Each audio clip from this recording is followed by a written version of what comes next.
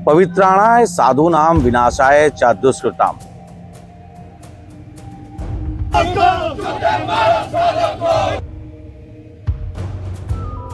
माननीय मुख्यमंत्री जी ने बहुत सटीक और गहराई से सारे बिंदुओं पर जांच कराने की बात हम लोगों से बोली है। हमारी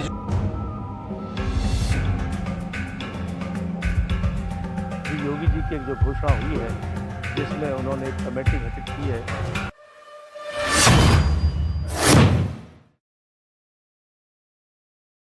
पवित्राणाय साधूनाम विनाशाय च दुष्कृताम। थाना कोतवाली पर अक्सर आपको यह सूक्ति वाक्य लिखा दिख जाता होगा।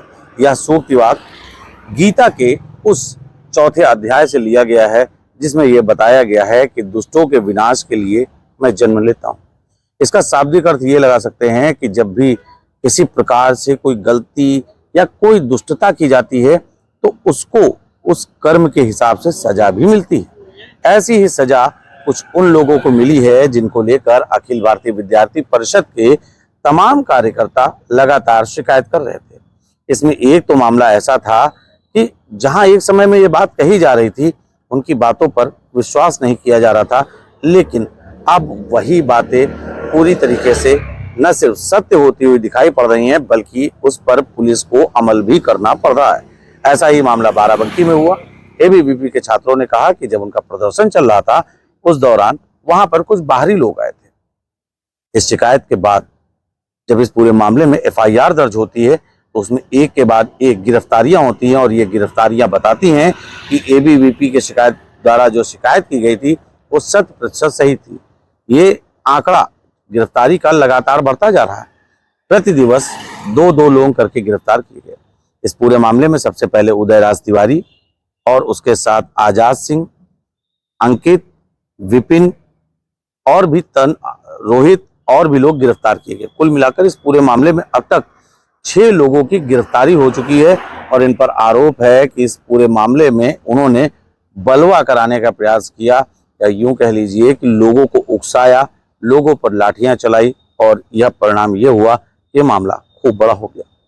बहरहाल अखिल भारतीय विद्यार्थी परिषद ने इस कार्यवाही पर संतोष तो जताया है, लेकिन अभी भी उनकी तमाम बड़ी मांगे हैं। अखिल भारतीय विद्यार्थी परिषद के प्रतिनिधिमंडल ने कल माननीय मुख्यमंत्री महोदय से मुलाकात की। प्रतिनिधिमंडल की वार्ता में माननीय मुख्यमंत्री जी ने बहुत सटीक और गहराई से सारे बिंदुओं पर जांच कराने की बात हम लोगों से बोली है। हमारी जो 4 मांगे थी, उन सभी मांगों को पूरा करने का आश्वासन माननीय मुख्यमंत्री जी ने दिया है। पुलिस कर्मियों और बर्बर लाठीचार्ज के अंदर जो दोषी थे उन पर कार्यवाही की बात हुई।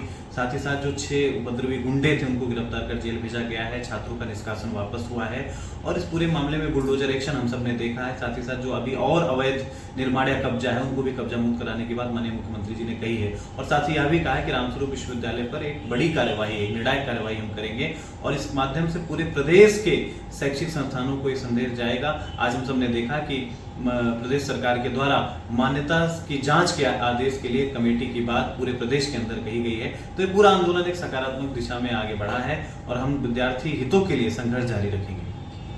उनका पुलिस पर भी वो कार्यवाही की बात लगातार कर रहे हैं, लेकिन इन सबके बीच में अखिल भारतीय विद्यार्थी परिषद के एक प्रतिनिधिमंडल की मुलाकात सूबे के मुखिया योगी आदित्यनाथ से होती है, और उनका दावा है, उनका कहना है कि सूबे के मुखिया ने न सिर्फ उनकी बातों को सुना, बल्कि यह आश्वस्त कराया कि उनके द्वारा जो भी शिकायतें की गई थी वो उन पर अमल करेंगे।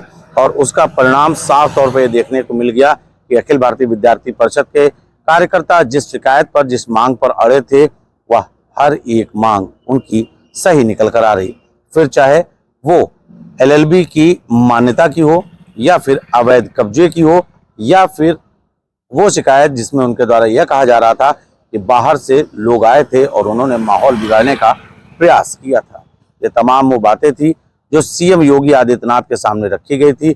हालांकि जिला प्रशासन ने उसका अनुपालन कराया है, कार्रवाई हो रही है। श्री रामस्वरूप यूनिवर्सिटी पर अभी भी पैमाइश की कार्रवाई लगातार किया जा रहा है, चिन्हांकन चल रहा है, लेकिन इन सबके बीच में अखिल भारतीय विद्यार्थी परिषद के कार्यकर्ताओं की एक बड़ी जीत हुई है, और ये जीत ये हुई है कि सीएम योगी ने इस पूरे मुद्दे पर प्रदेश में एक कमेटी बनाने का निर्णय लिया है, जिसमें हर जिले में उसका अध्यक्ष जिला अधिकारी वहां का होगा, और यह पूरी टीम यह आश्वस्त करेगी कि जनपद में जो भी महाविद्यालय आदि चल रहे हैं, जो भी उनकी शैक्षणिक गतिविधियां चल रही हैं, वो सुचारू रूप से चल रही हैं, नियम पूर्वक चल रही हैं। छात्रों के किसी भी प्रकार का हनन तो नहीं हो रहा, उनकी किसी भी प्रकार की फीस बर्बाद तो नहीं जा रही है।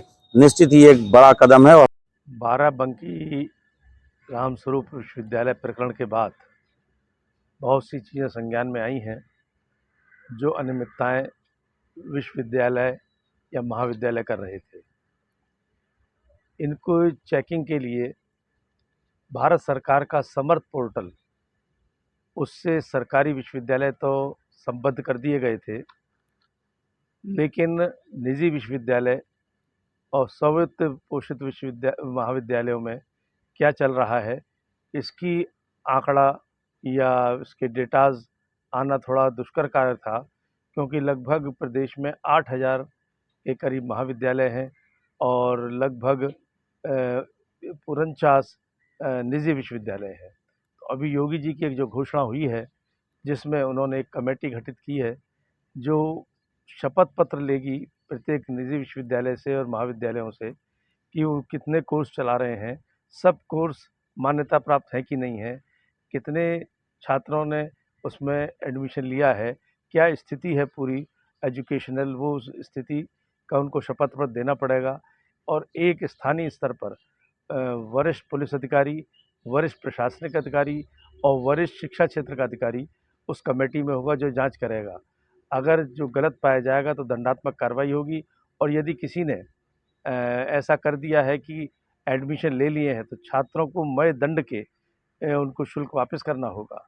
अब हमारी उत्तर प्रदेश सरकार एक और निर्णय लेने जा रही है, जिसकी योजना बन रही है कि जिस तरह समर्थ पोर्टल है भारत सरकार का और सभी सरकारी विश्वविद्यालय उससे संबद्ध किए गए हैं, इसी तरह उत्तर प्रदेश सरकार भी एक अपना पोर्टल बनाएगी और उस पोर्टल से निजी विश्वविद्यालय और निजी महाविद्यालय संबद्ध किए जाएंगे, जिससे कि ऐसी गड़बड़ी दोबारा ना हो सके।